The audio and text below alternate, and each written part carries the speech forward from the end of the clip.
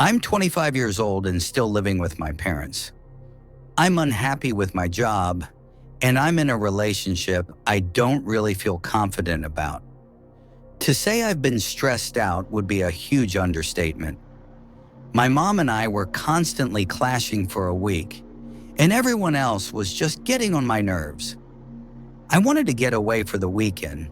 I searched for small one-bedroom Airbnbs tucked in the mountains and found one that was pretty cheap. It was in Troutdale, Virginia, a few hours away from home, and based on the photos, it looked like a quiet, private, and peaceful little place surrounded by trees. It was during autumn, too, so the leaves were going to be beautiful. I told my parents I was heading there for the weekend. My mom seemed overly thrilled about me leaving for a couple of days. My girlfriend, on the other hand, was mostly just puzzled, thinking it was odd and suspicious that I was going to some random cabin in the woods by myself. When Saturday came around, I packed a backpack with clothes, toiletries, and my laptop, then hit the road. It was close to a 3.5-hour drive door to door. The Troutdale area was quiet and scenic. It was exactly the break I needed from suburban life back home. I wanted a peaceful weekend all to myself. I was driving up a gravel path when my GPS said I had arrived. I spotted an opening in the trees right off the road. The directions from the Airbnb host said to cut through that opening onto the grass and follow it up a small hill. I followed them exactly, and at the top of the hill sat the quaint little house. The second I stepped out of my car, I breathed in the fresh country air, instantly feeling glad I made the trip. The owner told me where the key would be to unlock the front door. I let myself inside and looked around. There was a cozy living room, a small kitchen, a bathroom, and a loft-style bedroom that you had to reach by climbing ladder-like stairs. And above the bed was a round window. Plenty of sunlight filled the house, which was nice. I decided to walk some of the nearby trails the host mentioned, about a 10-minute drive away. On the way back, I noticed two men walking down the gravel road, and when my car passed by, they literally froze and turned to stare at me. I waved and smiled, thinking they were just being neighborly, but they didn't wave back. The whole thing was unsettling. They looked at me like I had done something wrong by driving down the road. I didn't glance back. I turned into the property entrance and went back up the hill. I sat down with one of the books I brought and read by the fireplace. It felt unbelievably cozy. The sun started dipping lower, and after finishing a chapter, I realized I was getting hungry. I went outside toward my car to head to the nearest Walmart when I caught sight of two men running into the woods at the bottom of the hill near the property entrance, likely reacting to me stepping outside. I wondered if it was the same two guys from the road. It was very unsettling. On impulse, I decided to bring my laptop and backpack with me in the car while I went shopping, just to be safe. During the drive into town, I texted the host about what I saw. He replied quickly, telling me not to worry.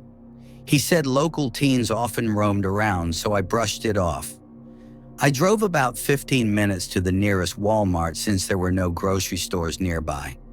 I grabbed enough to last me for a while: milk, fruit, granola bars, frozen meals, bread, and some deli meat. By the time I got back, it was completely dark outside.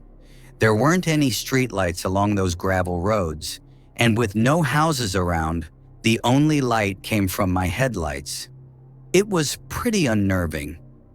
I pulled up the hill toward the little house, and in the dark, it was almost difficult to spot. I grabbed my bag and the groceries, then headed up with my phone flashlight guiding me. Once inside, I locked the door right away. It felt eerie outside. I ate quickly and went back to reading near the fire. But then the lights suddenly cut out, leaving the fireplace as the only light source in the house. I tried switching things on, but the power was out. I messaged the host and he replied right away, telling me to check the breaker in the circuit box outside by the telephone pole at the back of the house. I didn't respond. There was no chance I was stepping outside. I was already on edge from earlier. And why would the power just shut off like that? Something wasn't right. That's when I heard a floorboard creak from the darkest corner of the living room near the bathroom door. I turned and saw a tall, shadowy figure standing in the bathroom doorway, its outline lit only by the fireplace glow. My worst fear was coming true. This was really happening. A soft but deep and unnerving voice told me to stay calm and hand over everything I had. I was so terrified I could barely get words out. I said all I had was my laptop and some clothes. He demanded I empty my wallet of any cash, so I did. Standing there in the doorway, I still couldn't make out his face. He ordered me into the kitchen and told me to stay put. Moments later, I heard the front door close. When I came back into the living room, my backpack, laptop, and money were all gone. I dialed 911 quietly to report the robbery. About 30 minutes later, an officer showed up. I described the two men I had seen earlier walking the road, assuming it was the same people working together. The officer basically just said they'd be watching for anyone fitting those descriptions. I texted the host to tell him what happened, and at first he sounded sympathetic. He told me I could leave the next day, but he refused to refund me for what had happened. A trip I thought would help me recharge during a stressful time in my life only made everything worse. Luckily, my laptop had only cost around $300, and I hadn't brought any expensive clothing, but it was still the scariest night I've ever had. A small part of me still thinks the Airbnb owner might have been involved, because I honestly have no idea how that intruder managed to get inside the house.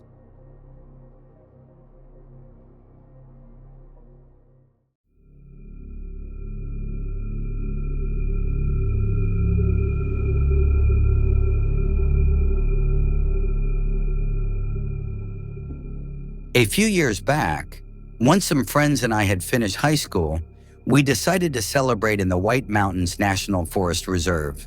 Since we lived only about 3 hours away, the drive wasn't difficult. All of us squeezed into my friend Luna's car. Along with her were my buddy Maverick, his girlfriend Celine, and our other friend Ely. Luna's car was a Honda Accord, which meant it was a pretty small ride. We didn't bring a lot with us. Our plan was to stay at an Airbnb in Carroll, New Hampshire during the peak of summer. The drive itself was absolutely beautiful. When we arrived, the house looked exactly like the online pictures, except they didn't show the worn-down shed sitting next to it. That thing looked like it had seen far better days. I figured I could probably knock it over with little effort. Luna cracked a joke that maybe some crazy old man lived inside, and that's why the rental price was so low, but we all laughed and carried our bags inside. Truthfully, I had a crush on Luna, and I was pretty sure she liked me too, since she suggested we share a bed. More specifically, the third bedroom had 2 exterior doors and a full view of that creepy shed, so she didn't want to sleep in there and wouldn't let me either. Instead, we put our stuff down in the living room and claimed the pull-out couch as our bed. The first night was uneventful. Later on, we all gathered in the hot tub located in the garage/rec room. Luna sat right next to me facing the woods while Maverick and Celine sat across. Celine couldn't get all the way in because of her fresh stitches.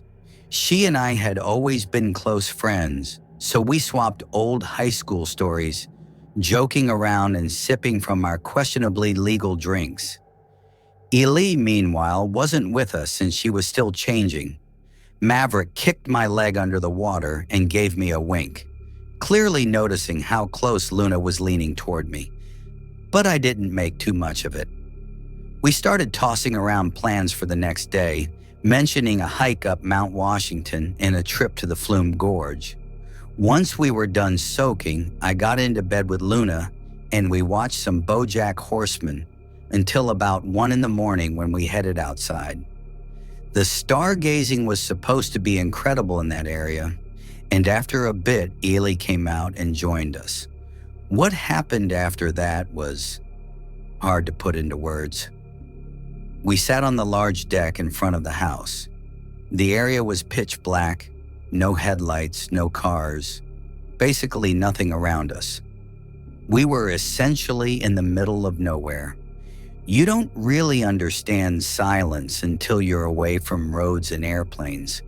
The night sky lit up in shades of purple and blue, covered in stars. Ely suddenly shushed me. Just a couple of feet from the porch, she heard crunching sounds like something moving closer. There was definitely movement nearby. I brushed it off as probably a raccoon or a fox, but then the footsteps grew heavier, and when I glanced at Luna, she was staring directly at the shed. The fear hit me as I realized the sounds had come from there. Immediately, I hustled both girls inside and locked every door. I tried telling them it was likely just an animal, maybe one that had taken over the shed. Eventually, they calmed down. Ely went back to her room, and I lay down again with Luna. The following morning, I woke to the smell of Maverick and Celine making breakfast in the kitchen, which was just a few feet from where Luna and I had been sleeping. We had a full day planned, so after eating, we headed out for a long hike, and most of us forgot about the incident from the night before, except for Luna. When we returned, she suggested we explore that shed next to the house. Since it was daylight, it didn't feel too threatening. Honestly, I didn't want to go, but I didn't want Luna thinking I was weak either. We opened the screen door and stepped inside the first room. There was this fragile rocking chair that looked like it would collapse if I sat in it. Another door with an old brass knob sat ahead, though it was rusted and dented. I exchanged a look with Luna before she groaned and pushed it open. The room wasn't much, just a dirt floor, grimy windows, and some trash scattered around. Luna pointed out that it smelled like cigarette smoke, so maybe it had been used as a smoking spot by previous guests. We both brushed it off and went back outside to join the others. Maverick was getting a fire started and the mood shifted back to casual talk. He even teased Luna and me a little. As night fell, I turned off the backyard floodlight to make the fire's glow stand out more. We all laughed and swapped stories, Maverick and I bragging a bit about our old feats. Then the chatter stopped. We heard that same crunching sound again, but this time faster, coming directly from the tree line. Out of nowhere, a sudden flash of green light illuminated the whole yard for just a second. Whatever had been charging toward us froze in place, but the moment was shattered by Celine screaming as she sprinted toward the house. Behind us, a horrifying, drawn-out scream erupted, something between a cry and a siren. It was so loud it felt like it pierced my head. I jumped up right away, yelling at everyone to get inside. Celine had obviously seen whatever caused it. In the chaos, I accidentally knocked Ali over, who was still trying to process what was happening. I quickly helped her up. While Maverick was already halfway to the house, I grabbed Luna to collect our food supplies, not wanting to risk leaving bait for whatever was out there, and then I rushed her to the back door. Maverick was already there, holding a can of bear spray. By that point, I had pulled out my Bowie knife. I told him to go inside, but he insisted I go first since he had better range. Both of us watched as a dark shape moved just outside the circle of firelight. We didn't stick around to figure out what it was. Once inside, we joined the girls in the living room and immediately called the police. An officer came by, shining his flashlight all over, but he didn't find anything. He told us that the green flash came from lightning hitting a transformer nearby. As for the creature, he brushed it off as maybe a raccoon or a cat. But Celine swore she saw a man, hunched over, wrapped in some kind of cloak or blanket. Needless to say, we didn't spend another night there. The paranoia of knowing something or someone was out in those woods was enough for us. To this day, we've never gone back to the mountains. I honestly don't want to know what's hiding out there.